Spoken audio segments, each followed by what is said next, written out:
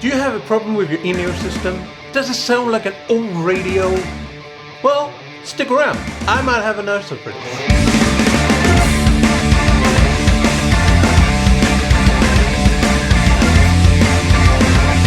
Hi, I'm Max Hayes from the band Psyckadeli, and today I am going to show you my new in-ear system.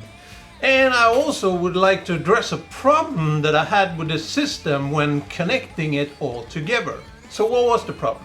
Well, when I connected all these together and put them on, when I was using one of these receivers, it made pretty much a noise of an old radio. When I was walking around, it was making all crazy funny noises, and it wasn't actually very pleasant to listen to at all. When I built this system, I went for this LD model that wasn't the most expensive one, and it wasn't the cheapest one either. I thought that you had a lot of opportunities here because you could set these frequencies, and the system was license free, which was actually very good. So I read up in the manual how you were supposed to hook it up, and also set the channels and the groups to be able to use multiple systems using this technique. I could see in the manual that there was basically two options to vary the frequencies coming from the transmitter to the receiver. They had groups and they had channels. So I thought, well, we're a group, right? So what I did was I set group 1 on all transmitters, and then I just basically changed the channels to 1, 2, 3, and 4. But unfortunately that wasn't enough apparently, because when I started it up, it was making a lot of noise. It was basically like an old radio being turned to the next station, and it was terrible. I thought it was something wrong with the system.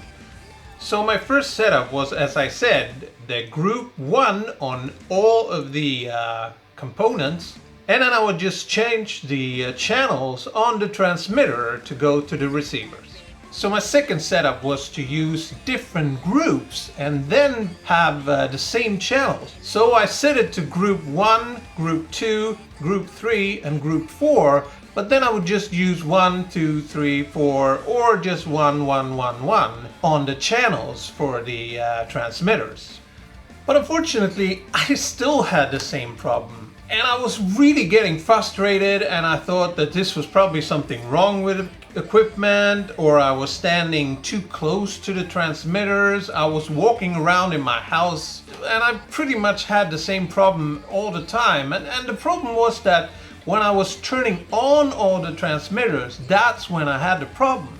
But because being old and stubborn at this age, I decided to try something completely different. I decided to make a settings with the group 2, channel 2 on the first one, then group 4, channel 4 on the second one, group 6 and channel 6 on the third one, and then group 8 and channel 8 on the fourth one. And it was magic. That actually solved the problem. And then I realized that, hey, wait a minute. The frequencies must have been too close together, because as you can see here, the frequency now are more far apart, and that actually helped it a lot. So it seems that you have to have values that separate each other quite far away, because otherwise it will interfere when you're having multiple setups like this. I hope this video has helped you, and if you like to see more of these videos, please subscribe to the channel. And keep your eyes out for more cool stuff on being in a band.